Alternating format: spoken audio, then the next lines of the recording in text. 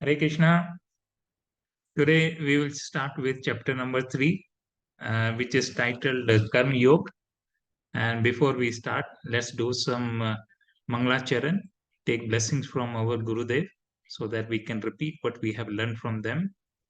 So here it is. Vande Shri Guru Shri Yutpat Kamlam Shri Gurun Vaishnavascha Shri Rupam Sagra Jatam Sagan Raghunathantam Tasajivam Sadvaitam Swabdhutam Parijan Sahitam Krishna Chaitanya Devam Shri Radha Krishna Padan Sagan Lalita Shri Vishakhantamintahascha Om Agyantimrandasya Gyanan Shalakya Chakshurunamilintam Yen Tasmai Shri Guruve Nama नमो महावदन्याय कृष्ण प्रेम पदायते कृष्णाय कृष्ण चैतन्य नामने कौरत विषय नमा हे कृष्ण करुणा सिंधु दीन बंधु जगतपते गोपेश गोपिका कांत राधा कांत नमस्तुते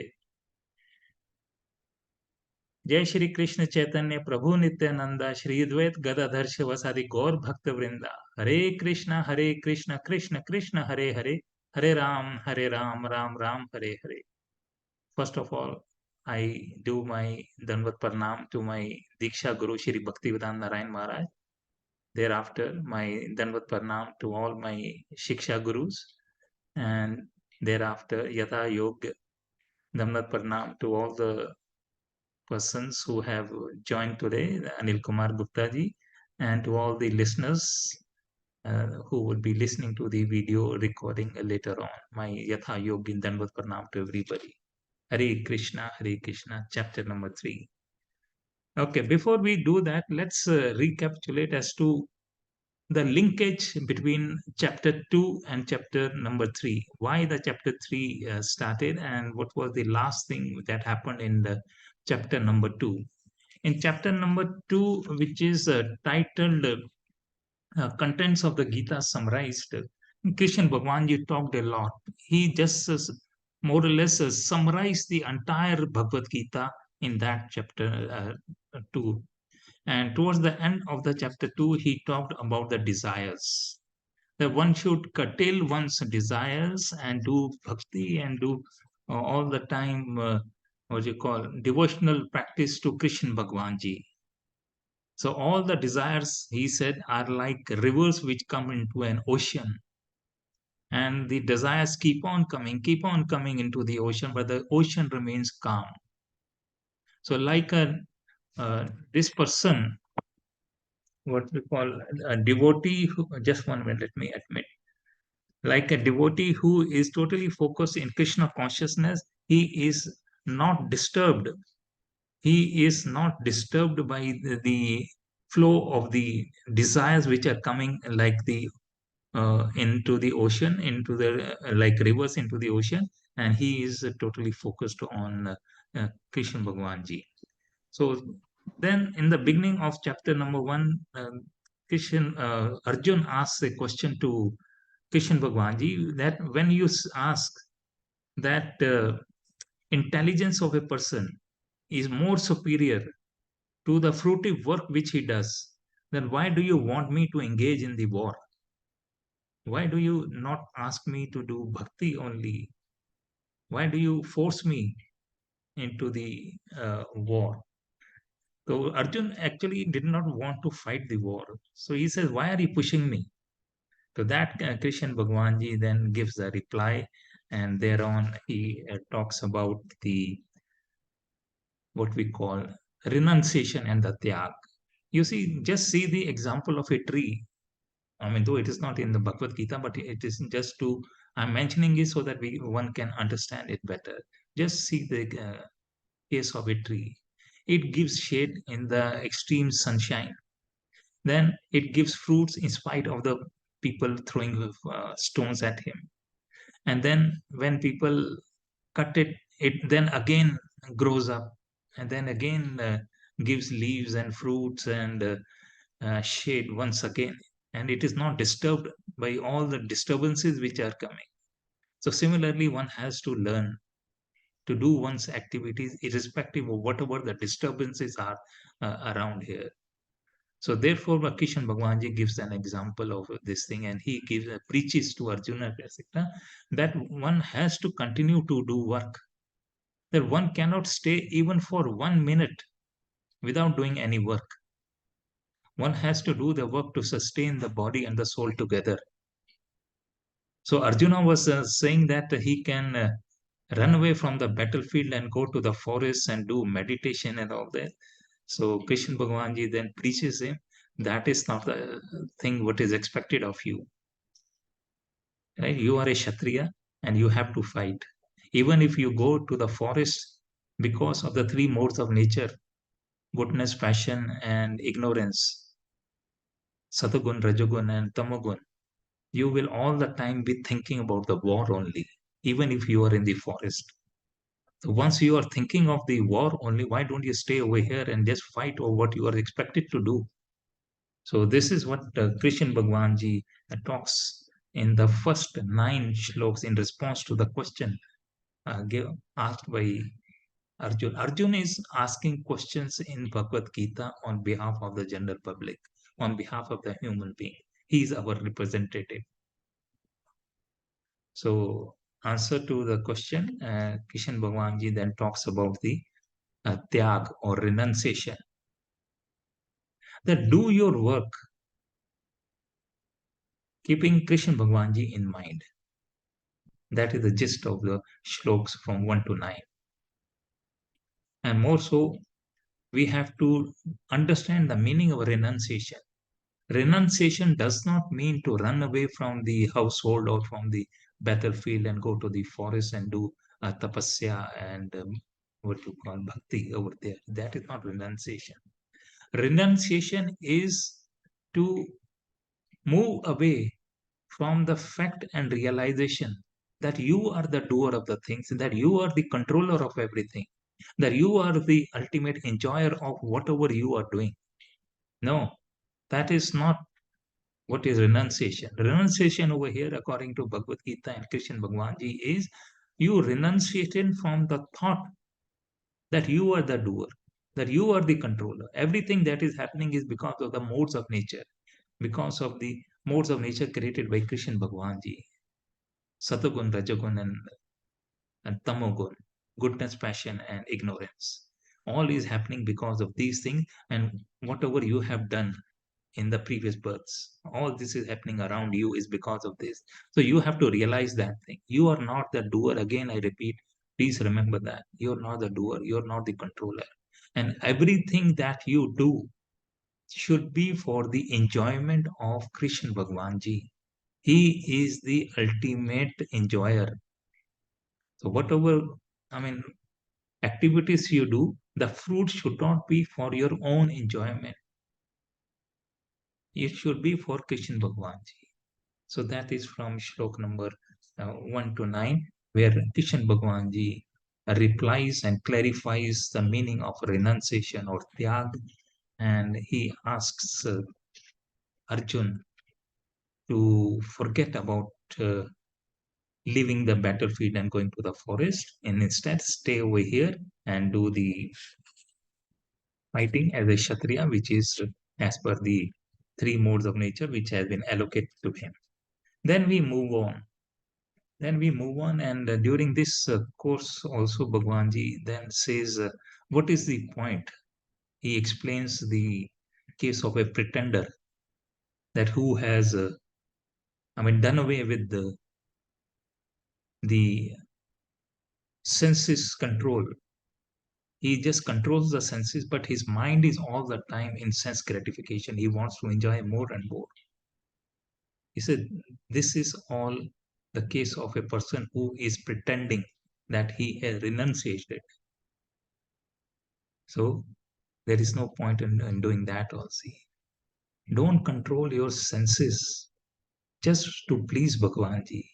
Control your mind also. The mind should also be not, and absolutely it should be detached from the material enjoyments.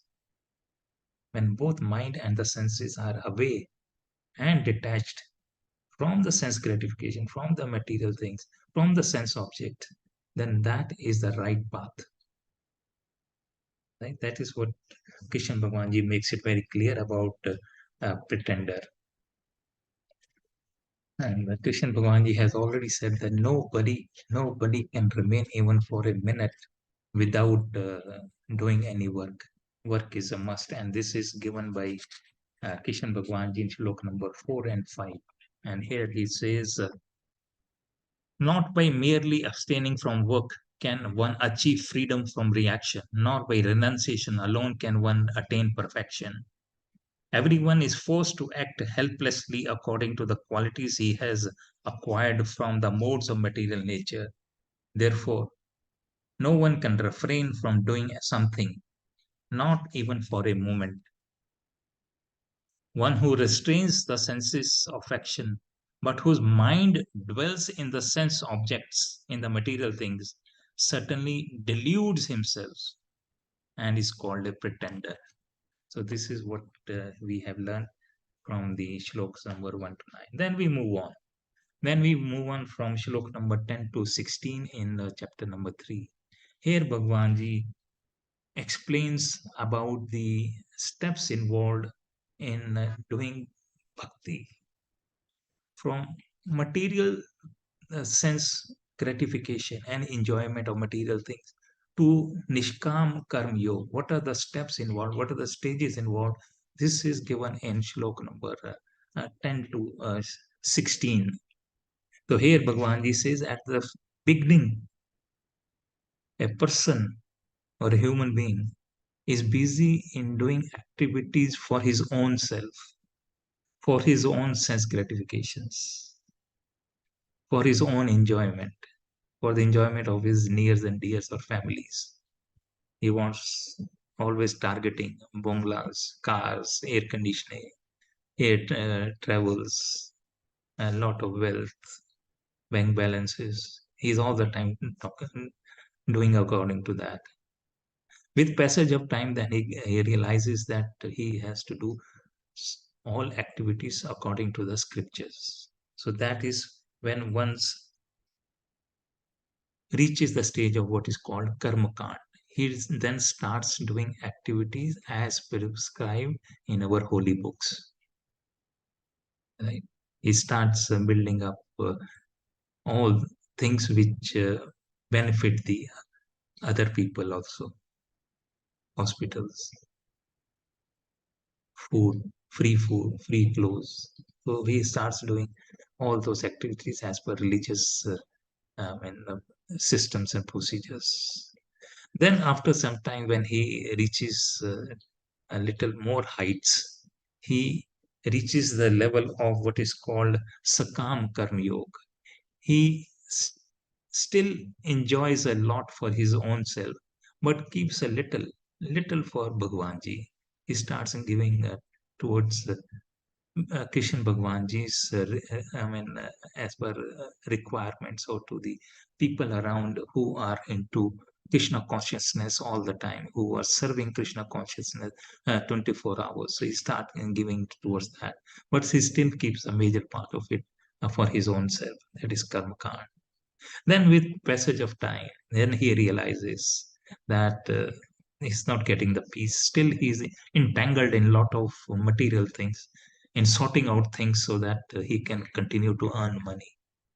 And he is sort of disturbed, not finding the right peace.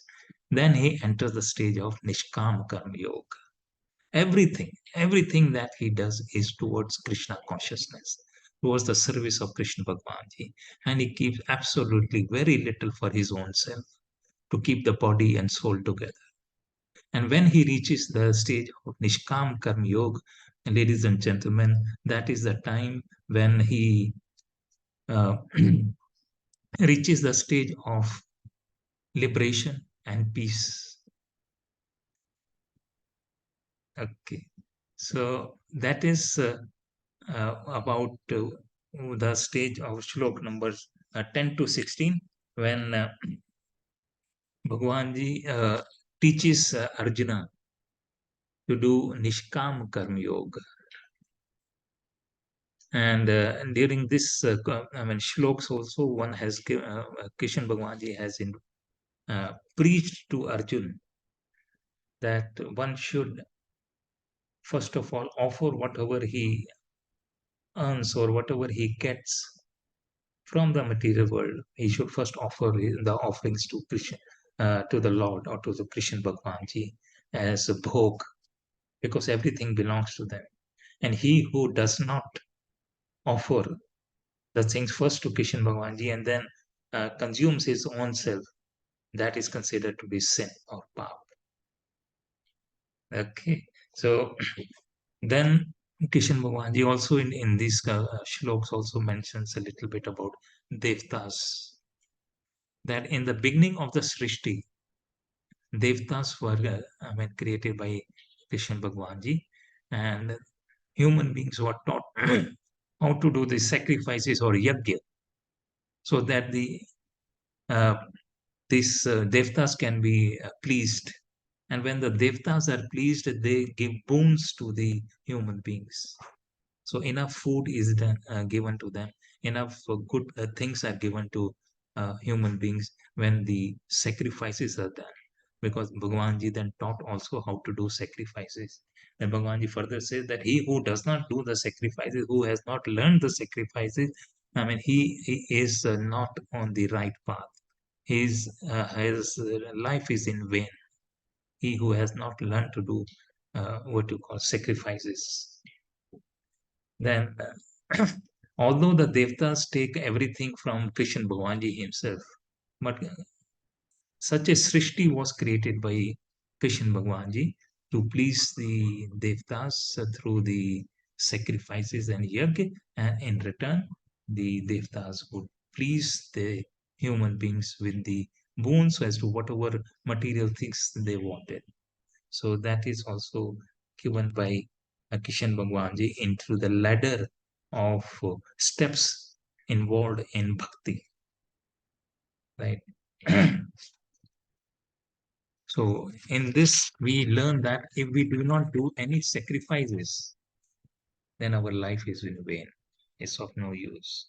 We should learn to do sacrifices and continue to serve Krishna Bhagwanji further. Then further in the Bhagavad Gita, what we learn is that a person who has learned to be in Nishkam Karma Yoga activities, that whatever he does is for Kishan Bhagwanji himself. So what should he do after reaching that stage? So here Kishan Bhagwanji then gives further examples there, that he should not stop doing those activities of Nishkam Karma Yoga at the highest level of serving the Lord.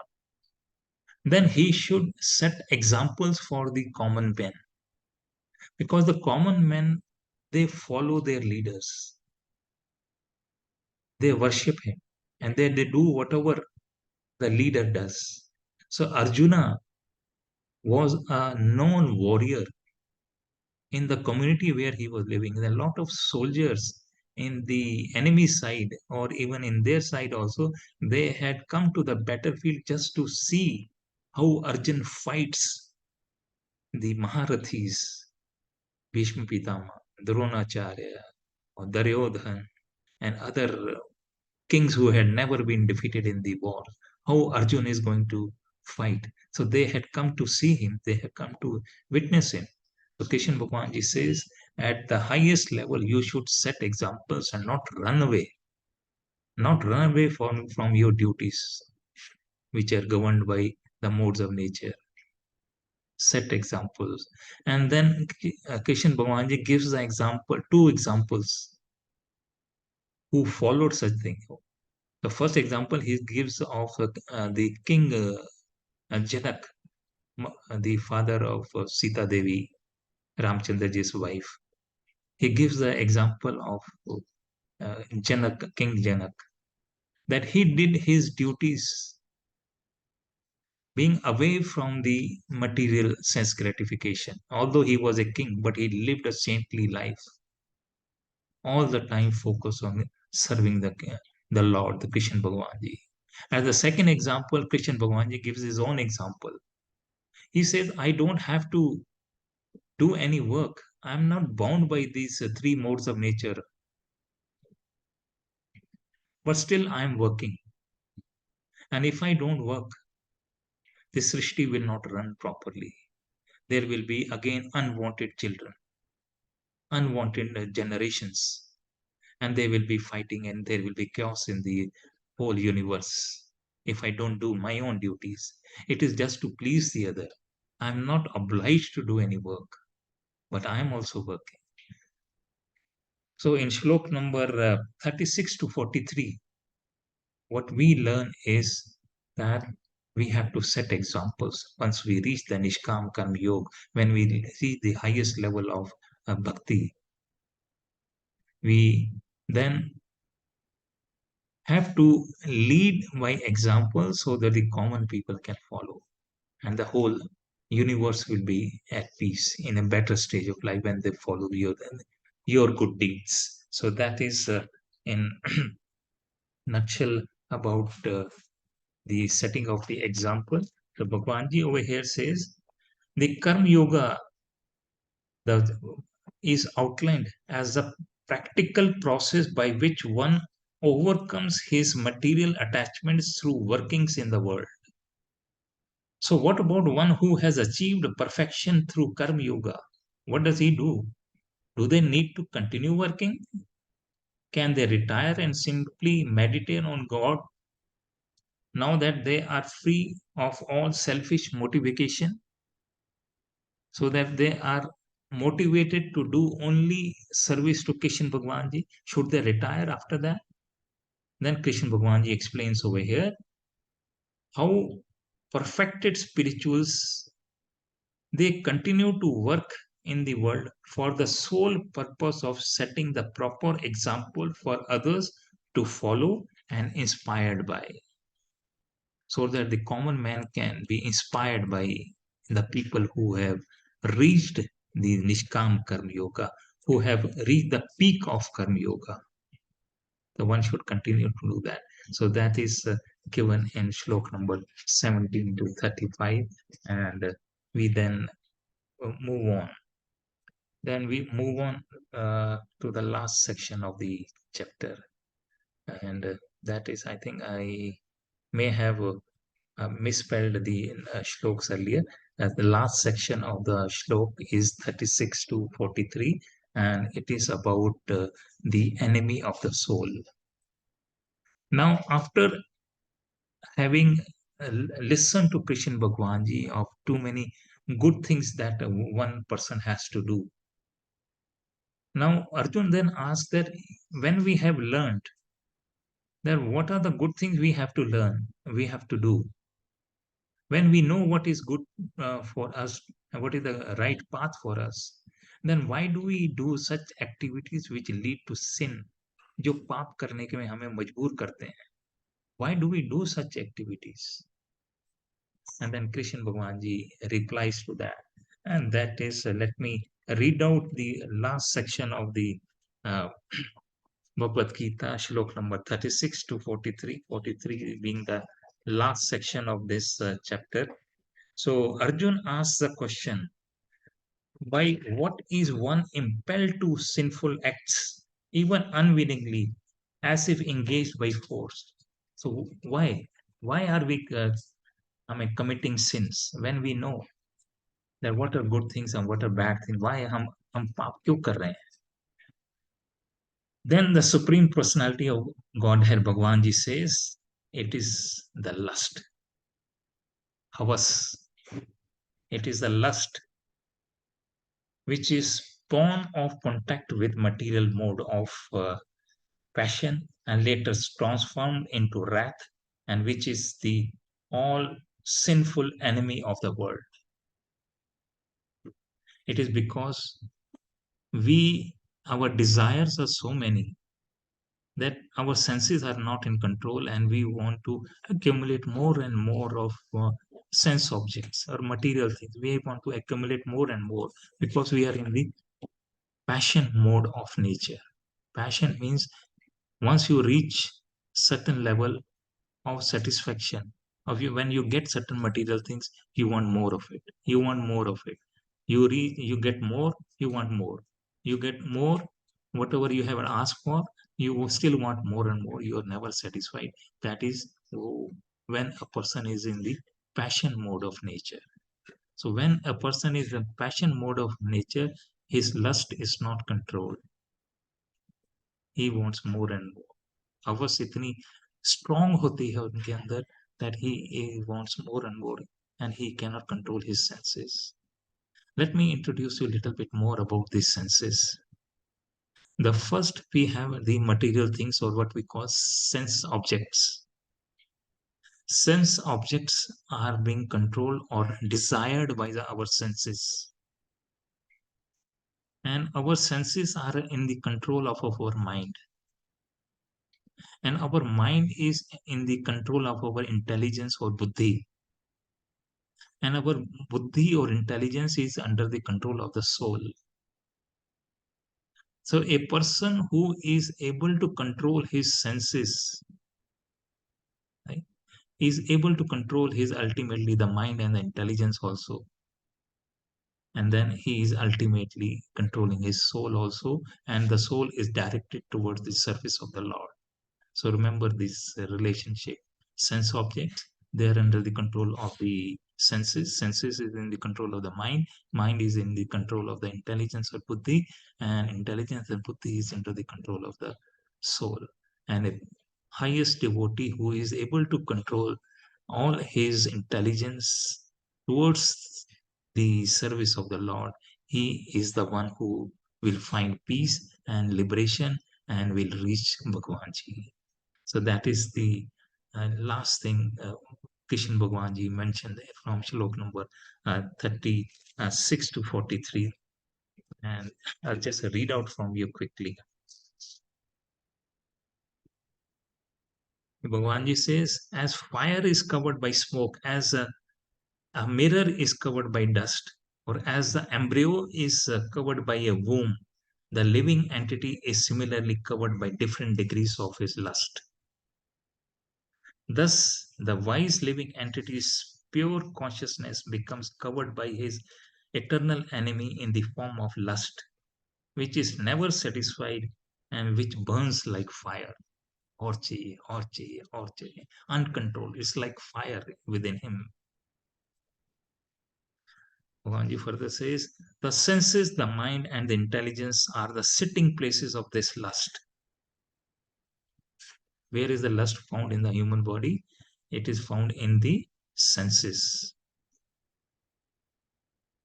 in our eyes, in our nose, in our mouth, in our tongue, in our skin. We want the best of things for these senses. The senses, the mind, and the intelligence are the sitting places. So it is residing in our senses. The lust is residing in our mind, and it is also residing in our intelligence. So one who is able to control his senses, the mind, and the intelligence, he is the person who will reach self-realization, and he has the right amount of knowledge. Further, Bhamaji says towards the end, therefore, Arjun, best of the Bharatas, in the very beginning, curb this great symbol of sin, that is lust, by regulating the senses, and slay this destroyer of knowledge and self-realization. The working senses are superior to dull matter, that is the material things. The working senses are superior to dull matter. Mind is higher than the senses. Intelligence is still higher than the mind. And he, the soul, is even higher than the intelligence. And the last section, or the shlok number 43, Bhagavanji says, thus knowing oneself to be the transcendental to material senses, mind and intelligence, O Arjun, one should study the mind by deliberate spiritual intelligence, that is Krishna consciousness, and thus by spiritual strength conquer this insatiable enemy known as lust. Conquer your lust, and then your knowledge and your intelligence will be in your control, and they will all take you towards the service of the Lord, or to do and reach Krishna consciousness. So, ladies and gentlemen, that is the end of chapter number 3, shlok number 43 being the last one. And we will now go over to chapter number 4, which is about the transcendental knowledge, and the knowledge which is very, very rare and given to only very few uh, privileged people, and Arjun being one of them. And Arjun is nothing but we, the devotees who are listening to Bhagavad Gita. So thank you very much. So that is the end of it. Okay, I'll just unmute Anil Guptaji, who has joined us, if he has any question to say. Hello. Yes, Prabhuji. Can you hear me? Yes, I can hear you. Have any questions, or you want Yeah, to I say have anything? question. Yes. Yeah, I have questions. Firstly, one is the last part, like the 43rd one. Uh-huh. Uh, it is not so easy as is given here to control the lust through the mind and intelligence. Yeah. I mean, and if you can dwell a little bit more on that, what does Lord mean here? And firstly, when in the beginning you said the three modes of nature, Yes. right? So you mean to say uh, the, those three modes of nature are doing everything, right? Yes. We are prompted So by we are these modes. so how Either do we we, control? How do we control these modes? How we regulate kind of these modes of nature if we are doing nothing? And you said at the last that the soul is above the intelligence, right? yes. Then, but soul, as I understand, does nothing. Soul is inside, of course, it does nothing. So then, how will it control the intelligence if Soul it does is nothing? Soul is in interaction with the super soul which is residing within us. Atma is Correct. subordinate to Paramatma who is residing within us. And Paramatma is guiding us as to what is right and what is wrong. All the time there are one positive thing and one negative thing happening within ourselves. And God or Paramatma is always telling us what is the right thing. And then we do not listen to Bhagwan Ji. We do not listen to Paramatma Ji. At times, the common man does not listen to it, therefore he suffers. Hmm. Right? And regarding Okay. this last part of the 43rd and the 42th uh, part, it is about lust, totally about lust. Yeah. That we Hmm. have to, हमारी जो अंदर हवस है, we have to Hmm. control them. That is, we are under the mode of passion or rajogun. Hmm. And Kishan Bhagwanji in this section has deliberated a lot about uh, mode of passion. He says you have to control it so that you do not want more and more and more and more, and you should curb your lust so that you can focus on your service to the Lord. Your intelligence can focus on Krishna Bhagwan Ji. And this can only But happen once you curtail your lust. This is advice also given to Arjun to control his senses and his lust and to fight. Do not worry about the result, just fight. Yes. he has not given the way out how to curb it, is it? And that he will give you in a transcendental knowledge when he gives in the next chapter. I see. The And chapter the end, first, the always Bhagavad Gita is structured in such a way that the uh, whatever is the end of a chapter becomes the beginning of the next chapter. This is hmm. what Ved Vyasji and the rishis had structured this Bhagavad Gita in such a way. Yeah, because we struggle. Of course, we read this many times uh, that one has to control all these lust, senses, sense objects. But even the intelligence fails us, even knowingly. And I think this was the question also, that even knowingly a person commits these sinful Yes, activities, yes, knowing in the Arjun sense quotes. that he knows that this is going to have bad effects. Still, Yes, he's compelled to still do it. yes, this is the question which Arjun asks in Shlok number 36. Why, Correct. in spite of Shlok number 36, he asks the question that why Correct. one is impelled to do sinful acts even Hmm. unwillingly, as he is engaged, as if he is engaged by some force. And reply Yeah. to it is given is the uncontrollable in Shlok number 37, uncontrollable lust.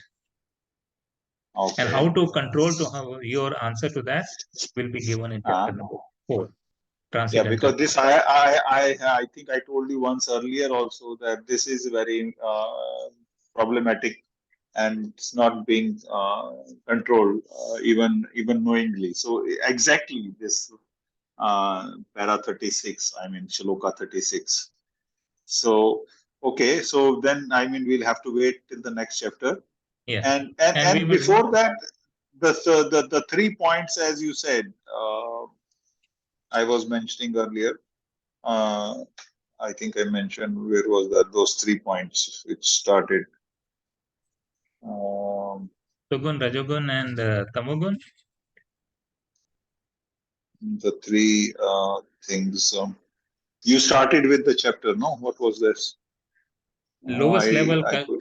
Karma Kand, um, uh, Karma Kand and Sakam Karma Yog. Are you talking of that? Right. Nishkam Karma Yog? No, no, no, no, no, no.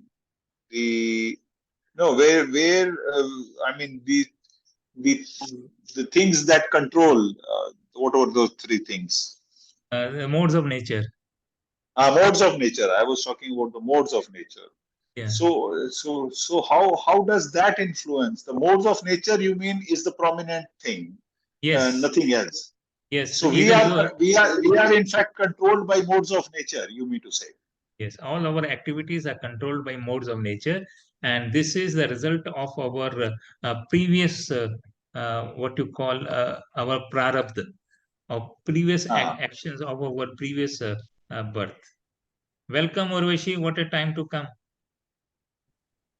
Just about to finish. Yes, we are about to finish. Okay. Okay. Yes. so this modes of nature, we also we can also, like, what's the way out for this also then? Because if it was it It will was be explained. There is if, absolutely a separate chapter explaining A to Z about modes of nature in Bhagavad Gita. correct. We'll come to that also. Right now, I I mean, see. just understand that there is something called modes of nature, that is Satogun, Rajogun, and Tamogun. Uh, Satogun is where everything is good, goodness. We are doing hmm, good things. And hmm, Rajogun is when you want more and more for your own satisfaction. That is hmm, Rajogun. And Tamogun is totally chaotic things. When you don't listen to anybody, you are hmm, going against the scriptures, and like hmm. drinking and gambling and doing all those negative things in the world. These are all governed by Tamogun. Path to hell. Yes.